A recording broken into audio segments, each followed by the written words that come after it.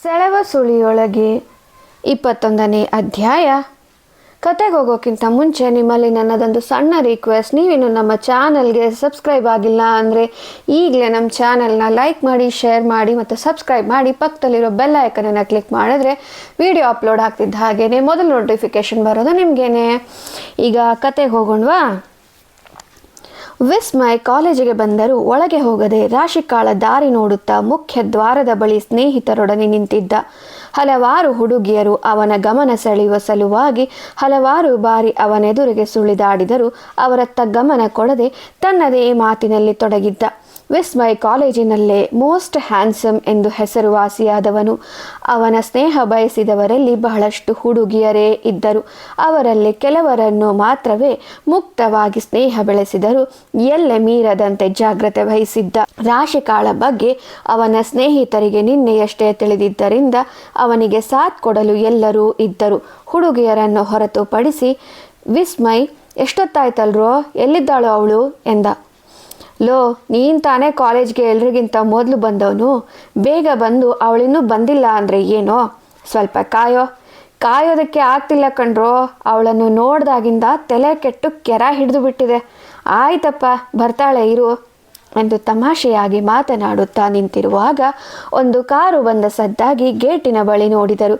ರಾಶಿಕಾ ಡ್ರೈವರ್ಗೆ ಏನೋ ಹೇಳಿ ಗೇಟಿಗೆ ಮುಖ ಮಾಡಿ ತನ್ನ ಕೂದಲನ್ನು ಒಮ್ಮೆ ಸರಿ ಮಾಡಿಕೊಂಡು ಗಾಳಿಯಲ್ಲಿ ಒಮ್ಮೆ ಹಾರಾಡಿಸಿ ಕೈಯಲ್ಲಿ ಬ್ಯಾಗ್ ಹಿಡಿದು ನಡೆದುಕೊಂಡು ಬರುತ್ತಿದ್ದಳು. ಅವಳನ್ನು ನೋಡಿದ್ದೇ ವಿಸ್ಮಯನ ಮುಖದಲ್ಲಿ ಕಿರುನಗೆ ಮೂಡಿ ಮಾಯವಾಯಿತು. ಅವಳನ್ನು ಕೆಣಕುವ ಮನಸ್ಸಾಯಿತು. ತನ್ನ ಸ್ನೇಹಿತರಿಗೆ ಸನ್ನೆ ಮಾಡಿ ಎಲ್ಲರೂ ಅವಳ ಬಳಿಗೆ ನಡೆದರು. ರಾಶಿಕಾ ತನ್ನ ಪಾಡಿಗೆ ತಾನು ನಡೆದು ಬರುತ್ತಿರುವಾಗ ಯಾರೋ ಒಂದಷ್ಟು ಹುಡುಗರು ಅವಳ ಸುತ್ತ ನಿಂತಿರುವುದು ಅರಿವಾಗುತ್ತಲೇ ಬೆಚ್ಚಿದಳು.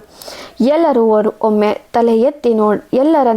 ತಲೆ ಎತ್ತಿ ನೋಡಿದವಳಿಗೆ ಭಯವಾಯಿತು. ಇಷ್ಟು ದಿನ ಎಲ್ಲ ಸೀನಿಯರ್ ವಿದ್ಯಾರ್ಥಿಗಳಿಂದ ತಪ್ಪಿಸಿಕೊಂಡು ಓಡಾಡುತ್ತಿದ್ದವಳು ಇವತ್ತು ಸರಿಯಾಗಿ ಸಿಕ್ಕಿ ಹಾಕಿಕೊಂಡಿದ್ದಳು. ತನ್ನ ಸಹಪಾಠಿಗಳಿಂದ ರ್ಯಾಗಿಂಗ್ ಬಗ್ಗೆ ಕೇಳಿಯಷ್ಟೇ ತಿಳಿದವಳಿಗೆ ಇವತ್ತು ಎದುರಿಸುವ ಸಂದರ್ಭ ಬಂದಿತ್ತು. ಕೈಕಾಲು ನಡುಗಿದರೂ ತನ್ನ ಭಯ ತೋರ್ಪಡಿಸಬಾರದು ಎಂದು ಧೈರ್ಯದಿಂದ ಇರುವ ಪ್ರಯತ್ನ ಮಾಡಿದಳು. ರಾಶಿಕಾಳ ಸೌಂದರ್ಯ ನೋಡುತ್ತಾ ವಿಸ್ಮಯ್ ತನ್ನ ತಾನು ಮರೆತು ಹೋಗಿದ್ದ. ಅವಳನ್ನು ಬಿಟ್ಟ ಕಂಗಳಿಂದ ನೋಡುತ್ತಾ ತಾನು ಬಂದ ಕೆಲಸ ಮರೆತು ಮಾತುಗಳ ಸಹ ಇಂಗಿ ಹೋದಂತಾಗಿದ್ದವು. ಅವನ ಪರಿಸ್ಥಿತಿ ನೋಡಿ ವಿಸ್ಮಯನ ಗೆಳೆಯನೊಬ್ಬ ತನ್ನ ಮೊಣಕೈನಿಂದ ಅವನ ಪಕ್ಕೆಗೆ ತಿವಿದು ಎಚ್ಚರಿಸುತ್ತಾ, ಏಯ್ ವಿಸ್ಮಯ್, ನೋಡ್ತಾ ಮರೆತು ಬಿಡಬೇಡ, ಸ್ವಲ್ಪ ಸೀನಿಯಾರಿಟಿ ತೋರಿಸೋ ಎಂದ ಮೆಲುವಾಗಿ. ವಿಸ್ಮಯ್ ಎಚ್ಚೆತ್ತು ಗಂಟಲು ಸರಿ ಮಾಡಿಕೊಳ್ಳುತ್ತಾ ಏನೇನು ಹೆಸರು ಎಂದ. ರಾಶಿಕಾ ಅವನತ್ತ ನೋಡಿದಾಗ ಮನಸೋತಳು. ಅವನ ಮನ್ಮಥ ರೂಪಿಗೆ ಕ್ಷಣ ಹೊತ್ತು ಕಳೆದು ಹೋದಳು. ಅವನನ್ನು ಈ ಮೊದಲು ನೋಡಿದ ನೆನಪು ಬರಲಿಲ್ಲ. ತನ್ನದೇ ಕಾಲೇಜಿನಲ್ಲಿ ಇಷ್ಟು ಸುಂದರವಾದ ತರುಣ ಇರುವನೇ ಎಂದು ಯೋಚನೆಗೆ ಬಿದ್ದಳು. ವಿಸ್ಮಯ್ಗೆ ರಾಶಿಕಾ ತನ್ನ ನೋಡುತ್ತಾ ಹಾಗೆ ನಿಂತಿರುವುದು ಮೈಯಲ್ಲಿ ಒಂದು ಥರದ ರೋಮಾಂಚನ ಮೂಡಿಸಿತು. ಅವಳ ಹೆಸರು ತಿಳಿದುಕೊಳ್ಳಲು ಮತ್ತೊಮ್ಮೆ, ಏನು ಹಾಗೆ ನೋಡ್ತಿದ್ಯಾ, ನಿನ್ನ ಹೆಸರೇನು ಎಂದ ಜೋರಾಗಿ. ರಾಶಿಕಾ ರಾಶಿಕಾ ಎಂದಳು ಭಯದಲ್ಲಿ. ವಿಸ್ಮಯ್ಗೆ ಅವಳ ಹೆಸರು ಬಹಳ ಹಿಡಿಸಿತು. ರಾಶಿಯಷ್ಟು ಸೌಂದರ್ಯ ಹೊತ್ತವಳಿಗೆ ರಾಶಿಕಾ ಎಂಬ ಹೆಸರು ಚೆನ್ನಾಗಿ ಹೊಂದುವುದು ಎನಿಸಿತು. ಫಸ್ಟ್ ಇಯರಾ ಎಂದ ಇನ್ನೊಬ್ಬನ ಮಾತಿಗೆ ಅಳುಕಿನಿಂದಲೇ ತಲೆ ಆಡಿಸುತ್ತಾ ಎಂದಳು. ವಿಸ್ಮಯ್, ನಾವೆಲ್ಲೇ ನಿನ್ನ ಕಣ್ಣಿಗೆ ಬಿದ್ದರೂ ನಮ್ಮನ್ನು ಮಾತನಾಡಿಸದೆ ಮುಂದೆ ಹೋಗೋ ಹಾಗಿಲ್ಲ, ತಿಳಿತಾ ಎಂದ. ರಾಶಿಕಾ ಅದಕ್ಕೂ ತಲೆ ಆಡಿಸಿದಳು. ಅವಳ ಭಯ ನೋಡಿ ಮನದಲ್ಲೇ ನಗುತ್ತಾ ಮೇಲೆ ತೆವರಗೊಡದೆ, ವಿಸ್ಮಯ್, ಏನು ಹಾಗೆ ಕೋಲೆ ಬಸವಂತರ ತಲೆ ಆಡಿಸಿದ್ಯಾ, ಬಾಯಿ ಬಿಟ್ಟು ಮಾತನಾಡು ಎಂದು ಗದರಿದ. ರಾಶಿಕಾಳ ಧ್ವನಿ ಅಕ್ಷರಶಃ ಉಡುಗಿ ಹೋಗಿದ್ದರಿಂದ ಏನೊಂದು ಮಾತನಾಡಲು ಆಗದೆ ವಿಸ್ಮಯನನ್ನ ಪಿಳಿ ಕಣ್ಣು ಬಿಟ್ಟು ನೋಡತೊಡಗಿದಳು. ಅವಳ ನೋಟ ತನ್ನ ಮೇಲಿರುವುದನ್ನು ನೋಡಿ ವಿಸ್ಮಯ್ ಸಂತಸಪಟ್ಟ. ಇನ್ನೂ ಸ್ವಲ್ಪ ಹೊತ್ತು ಅವಳು ತನ್ನ ಮುಂದಿರಲಿ ಎಂದು ಇನ್ನಷ್ಟು ಕಾಡುವ ಮನಸ್ಸಾಯಿತು. ಕ್ಲಾಸ್ ಇಲ್ವಾ ನಿನಗೆ? ಇದೆ ಎಂದಳು ನಿಧಾನವಾಗಿ. ಹೋಗು ಮತ್ತೆ ಕ್ಲಾಸ್ಗೆ, ಇಲ್ಲೇನು ಟೈಮ್ ಪಾಸ್ ಮಾಡೋಕೆ ಬಂದಿದೆಯಾ? ಅದು ಎನ್ನುತ್ತಾ ಮುನ್ನಡೆದಾಗ ರಾಶಿಕಾಳಿಗೆ ದಾರಿ ಬಿಡದೆ ವಿಸ್ಮಯ್ ಅಡ್ಡವಾಗಿ ನಿಂತ. ಅವನಿಂದ ಸರಿದು ಹೋಗಲು ನೋಡಿದಾಗ ಮತ್ತೆ ಅವಳೆದುರು ನಿಂತ. ಹೀಗೆ ಹಲವು ಬಾರಿ ಆದಾಗ ರಾಶಿಕಾ ನಿಂತಲ್ಲೇ ನಿಂತಳು. ಮನದಲ್ಲಿ ಅವನ ಮೇಲೆ ಕೋಪ ಬಂದರೂ ಅದನ್ನು ವ್ಯಕ್ತಪಡಿಸುವ ಧೈರ್ಯ ಇಲ್ಲದೆ ಹೋಯಿತು. ವಿಸ್ಮಯ್, ಏನು ಹೊತ್ತಾಗಲ್ವಾ ಕ್ಲಾಸ್ಗೆ, ಹೋಗು ಅಂದೆ ಎಂದ. ರಾಶಿಕಾ ತಲೆ ಆಡಿಸಿ ಹೋಗಲು ನೋಡಿದಾಗ ವಿಸ್ಮಯ್ ಮತ್ತದೇ ರೀತಿ ಮಾಡಿದ. ಆಗ ಅವನತ್ತ ನೋಡಿದ ರಾಶಿಕಾ, ದಾರಿ ಬಿಡಿ ಅಂದರೆ ನಾನು ಹೋಗಲು ಸಾಧ್ಯ ಎಂದಳು. ನಾನೆಲ್ಲಿ ನಿನ್ನ ದಾರಿಗೆ ಅಡ್ಡವಾಗಿರೋದು, ನೀನು ನಿನ್ನ ಪಾಡಿಗೆ ಹೊರಡು ಎಂದ. ರಾಶಿಕಾ ಅವನಿಂದ 2 ಹೆಜ್ಜೆ ಹಿಂದೆ ಸರಿದು ದಿಕ್ಕು ಬದಲಿಸಿ ಹೋಗಲು ನೋಡಿದಾಗ ವಿಸ್ಮಯ್ ಅವಳ ಹಾಗೆ ಮಾಡಿ ಮತ್ತೆ ಅವಳೆದುರಿಗೆ ಅಡ್ಡಲಾಗಿ ನಿಂತ. ರಾಶಿಕಾ ರೋಸಿ ಹೋದಳು. ಅವನತ್ತ ದುರುಗುಟ್ಟಿ ನೋಡಿದಾಗ ವಿಸ್ಮಯ್ ನಸುನಗುತ್ತಾ, ರಾಶಿ ಹೋಗು, ಇಲ್ಯಾಕೆ ನಿಂತ್ಕೊಂಡೆ, ಹೋಗು, ಕ್ಲಾಸ್ಗೆ ಲೇಟ್ ಆಗಬಾರ್ದು ತಾನೇ ಎಂದ. ಅವನ ಈ ನಡೆ ತನ್ನನ್ನು ಕಾಡಲೆಂದೇ ಇರುವುದು ಎಂದರಿತ ರಾಶಿಕಾ ಹೇಗೆ ಇವರಿಂದ ತಪ್ಪಿಸಿಕೊಳ್ಳುವುದು ಎಂದು ಯೋಚನೆಗೆ ಬಿದ್ದಳು.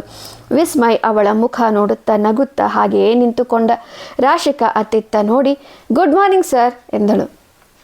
ಅವಳು ಯಾರಿಗೆ ಶುಭ ಕೋರಿದ್ದು ಎಂದು ನೋಡಲು ಎಲ್ಲ ಹುಡುಗರ ಗ್ಯಾಂಗ್ ಅತ್ತ ತಿರುಗಿ ನೋಡುತ್ತಲೇ ರಾಶಿಕಾ ಓಡಿ ಹೋದಳು. ವಿಸ್ಮಯ್ ಅವಳು ಮಾಡಿದ ತಂತ್ರ ನೋಡಿ ಜೋರಾಗಿ ನಗತೊಡಗಿದ. ಅವಳು ಭಯಪಟ್ಟಿದ್ದು ಎಲ್ಲವನ್ನು ನೋಡಿದಾಗ ಆಗಾಗ ಇವಳನ್ನು ಹೀಗೆ ಕಾಡಿಸುತ್ತಲೇ ಸ್ನೇಹ ಬೆಳೆಸಬೇಕು ಎಂದುಕೊಂಡ. ರಾಶಿಕಾ ಓಡುತ್ತಾ ಹೋಗಿ ಕ್ಲಾಸಿನಲ್ಲಿ ಕುಳಿತಳು. ಅವಳ ಮನದ ತುಂಬ ಭಯ ತುಂಬಿತ್ತು. ಮತ್ತೆ ವಿಸ್ಮಯ್ ಎದುರಾದರೆ, ಮತ್ತೆ ಹೀಗೆ ಕಾಡಿದರೆ ಎಂದು ಯೋಚನೆಯಲ್ಲಿ ಬಿದ್ದವಳ ತಲೆಯಲ್ಲಿ ಪಾಠ ಹೋಗಲಿಲ್ಲ.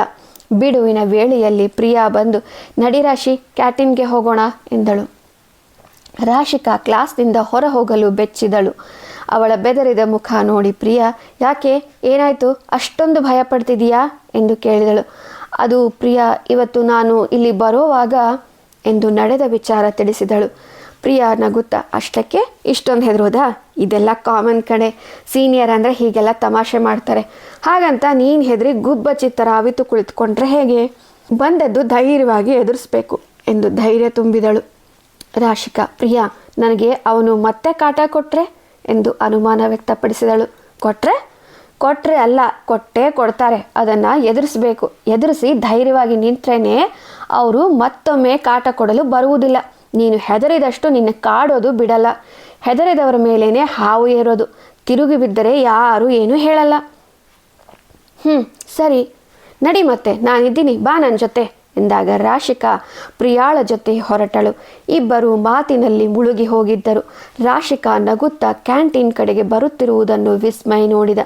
ಮತ್ತೆ ಅವನ ಮುಖ ಅರಳಿದ್ದು ನೋಡಿದ ಅವನ ಸ್ನೇಹಿತರು, ಈಗ ನೀನೇ ನೋಡ್ಕೊಳ್ಳೋ, ಪ್ರತಿ ಬಾರಿ ನಾವಿರೋದು ಸರಿ ಇರಲ್ಲ ಎಂದರು. ವಿಸ್ಮಯ್, ಆಯಿತು, ಇನ್ಮೇಲೆ ನಾನೊಬ್ಬನೇ ಅವಳನ್ನು ಕಾಡೋದು, ನೀವ್ಯಾರು ಅವಳ ತಂಟೆಗೆ ಹೋಗಬೇಡಿ ಎಂದು ಎಚ್ಚರಿಸಿದ. ರಾಶಿಕಾಳತ್ತ ವೇಗವಾಗಿ ನಡೆದು ಅವಳೆದುರಿಗೆ ನಿಂತುಕೊಂಡ. ರಾಶಿಕಾ ಇದ್ದಕ್ಕಿದ್ದ ಹಾಗೆ ಎದುರಿಗೆ ಬಂದ ವಿಸ್ಮಯನನ್ನು ನೋಡಿ ಭಯಪಟ್ಟಳು. ಪ್ರಿಯಾಳ ಕೈ ಗಟ್ಟಿಯಾಗಿ ಹಿಡಿದುಕೊಂಡಳು. ಅವಳ ಭಯ ನೋಡಿ ವಿಸ್ಮಯ್ ತನ್ನೊಳಗೆ ನಗುತ್ತಾ ಮೇಲೆ ತೋರಿಸದೆ, ಏನು, ಬೆಳಿಗ್ಗೆ ವಾರ್ನ್ ಮಾಡಿದ್ದೆ ತಾನೆ, ನಾನೆಲ್ಲೇ ಕಾಣಿಸಿದ್ರು ನನ್ನ ನೀನಾಗೆ ಬಂದು ಮಾತನಾಡಿಸ್ಬೇಕು ಅಂತ, ಈಗ ನೋಡಿದ್ರೆ ಹಾಗೆ ಹೋಗ್ತಿದೆಯಲ್ಲ ಎಂದ. ರಾಶಿಕಾ ತಡಬರಿಸುತ್ತಾ, ಅದು ನಾನು ನಿಮ್ಮನ್ನು ನೋಡಲಿಲ್ಲ ಅದಕ್ಕೆ ಎಂದಳು. ನೋಡಲಿಲ್ವಾ, ಯಾಕೆ ನೋಡಲಿಲ್ಲ, ಅಲ್ವೇ, ನಾನು ಕಾಲೇಜ್ಗೆ ಹೀರೋ ಗೊತ್ತಾ ನಿನಗೆ, ಗೊತ್ತಿಲ್ಲ ಅಂದರೆ ಯಾರನ್ನಾದರೂ ಕೇಳಬೇಕು ಅಲ್ವಾ, ನನ್ನಂಥ ಹೀರೋನ ನೋಡದ ಹಾಗೆ ಹೋಗ್ತಿದೆಯಲ್ಲ. ಇಲ್ಲ, ನಾನು ನಿಮ್ಮನ್ನು ನೋಡಿಲ್ಲ ಓಕೆ, ಆದರೆ ಈಗ ನೋಡಿದ್ಯಲ್ಲ, ಅದಕ್ಕೆ ನಾನೇನು ಮಾಡಲಿ, ಏನು ಮಾಡೋದಾ, ನಡಿ ನನ್ನ ಜೊತೆ, ಒಂದು ಕಪ್ ಕಾಫಿ ಕುಡಿ. ನೋ, ಆಗಲ್ಲ. ಯಾಕಾಗಲ್ಲ, ಕಮಾನ್ ಲೆಟ್ಸ್ ಗೋ ಎಂದವನೇ ಅವಳ ಕೈ ಹಿಡಿದ. ರಾಶಿಕಾ ಇನ್ನಷ್ಟು ಬೆಚ್ಚಿದಳು. ಪ್ರಿಯಾ ರಾಶಿಕಾಳನ್ನು ನೋಡಿ ನಸುನಕ್ಕು, ರಾಶಿ, ವಿಲ್ ಜಾಯ್ನ್ ಯು ಲೇಟರ್ ಮಾ ಎಂದಳು. ಅವಳಿಗೆ ಅದಾಗಲೇ ವಿಸ್ಮಯ್ ಕಣ್ಣ ಸನ್ನೆಯಲ್ಲಿ ಹೊರಡುವಂತೆ ಹೇಳಿದ್ದ.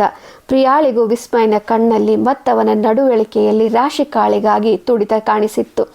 ವಿಸ್ಮಯ್ ಕಾಲೇಜಿನ ಹೀರೋ ಅಲ್ಲದೆ ಹಲವಾರು ಹುಡುಗಿಯರ ನೆಮ್ಮದಿ ಹಾಳು ಮಾಡಿದಂತಹ ಮನ್ಮಥ. ಅವನು ರಾಶಿಕಾಳಿಗಾಗಿ ತಲೆ ಕೆಡಿಸಿಕೊಂಡಿದ್ದು ಪ್ರಿಯಾಳಿಗೆ ಅವಳ ಸ್ನೇಹಿತರ ಮೂಲಕ ತಿಳಿದು ಬಂದಿತ್ತು. ವಿಸ್ಮಯ್ ಒಳ್ಳೆಯ ಹುಡುಗ, ರಾಶಿಕಾಗೆ ಪರ್ಫೆಕ್ಟ್ ಎಂದು ಪ್ರಿಯಾ ನಂಬಿದ್ದಳು. ಪ್ರಿಯಾ ಹೋಗದಂತೆ ರಾಶಿಕಾ ಅವಳ ಕೈ ಹಿಡಿದಳು. ಪ್ರಿಯಾ ನಗುತ್ತಾ ರಾಶಿಕಾಗೆ ಕಣ್ಣು ಹೊಡೆದು ಕೈ ಬಲವಂತವಾಗಿ ಬಿಡಿಸಿಕೊಂಡು ಹೊರಟು ಹೋದಳು. ರಾಶಿಕಾಳ ಕೈ ವಿಸ್ಮಯ್ ಗಟ್ಟಿಯಾಗಿ ಹಿಡಿದು ಲೆಟ್ಸ್ ಗೋ ರಾಶಿ ಎಂದಾಗ ಭಯದಲ್ಲಿ ಹೆಚ್ಚು ಪ್ರತಿಕ್ರಿಯೆ ಕೊಡದೆ ಅವನ ಹಿಂದೆ ಹೋದಳು. ಅವಳ ಭಯ ನೋಡಿ ಅವಳನ್ನು ಹೆಚ್ಚು ಕಾಡಬಾರದು ಎಂದು ನಿರ್ಧರಿಸಿದ. ವಿಸ್ಮಯ್ ಅವಳೆದುರಿಗೆ ಕುಳಿತು, ರಾಶಿ, ಯಾಕಷ್ಟು ಭಯ ಪಡ್ತೀಯಾ, ಫೀಲ್ ಕಂಫರ್ಟಬಲ್, ನಾನು ನಿನ್ನ ರೇಗಿಸಿದ್ದು ತಮಾಷೆಗಾಗಿ, ನನ್ನನ್ನು ನಿನ್ನ ಸ್ನೇಹಿತ ಅನ್ಕೋ, ಹೀಗೆ ಭಯ ಪಡೋ ಅವಶ್ಯಕತೆ ಇಲ್ಲ. ಅವನ ಮಾತಿಗೆ ರಾಶಿಕಾ ತಲೆ ಆಡಿಸಿದಳು. See still you are not comfortable. Come on Rashi. Okay ಎಂದವಳು ಆದಷ್ಟು ಸಹಜವಾಗಿ ಇರಲು ಪ್ರಯತ್ನಿಸಿದಳು. ಅವಳ ಜೊತೆ ಸಹಜವಾಗಿ ಮಾತನಾಡಿಸುತ್ತಾ ಕಾಫಿ ಹೀರತೊಡಗಿದ. ರಾಶಿಕಾ ಸಹ ಅವನೊಂದಿಗೆ ಇತರರೊಂದಿಗೆ ಸ್ನೇಹ ಬೆಳೆಸಿದಳು. ಕಾಫಿ ಹೀರಿ ಮುಗಿದ ನಂತರ ಇನ್ನೂ ಅವಳನ್ನು ತನ್ನೆದುರಿಗೆ ಕುಳ್ಳಿರಿಸಿಕೊಂಡಿರಲು ಸಾಧ್ಯವಿಲ್ಲ ಎಂದರಿತು ಒಲ್ಲದ ಮನದಿಂದಲೇ ಅವಳನ್ನು ಬೀಳ್ಕೊಂಡ. ರಾಶಿಕಾ ಅಲ್ಲಿಂದ ಹೊರಡುವಾಗ ಸ್ವಲ್ಪ ಬೇಸರಪಟ್ಟಳು. ಅವನ ಚಟಪಟ ಮಾತುಗಳು, ಕಣ್ಸೆಳೆಯುವ ಮನಮೋಹಕ ರೂಪ ಅವಳನ್ನು ಸೆಳೆದಿತ್ತು. ಇಬ್ಬರಲ್ಲೂ ಮೂಡಿದ ಪ್ರೀತಿಯ ಕುರಿತು ಋತುಗೆ ತಿಳಿಯುವುದೇ ನಿರೀಕ್ಷಿಸಿ ಮುಂದಿನ ಸಂಚಿಕೆಯಲ್ಲಿ.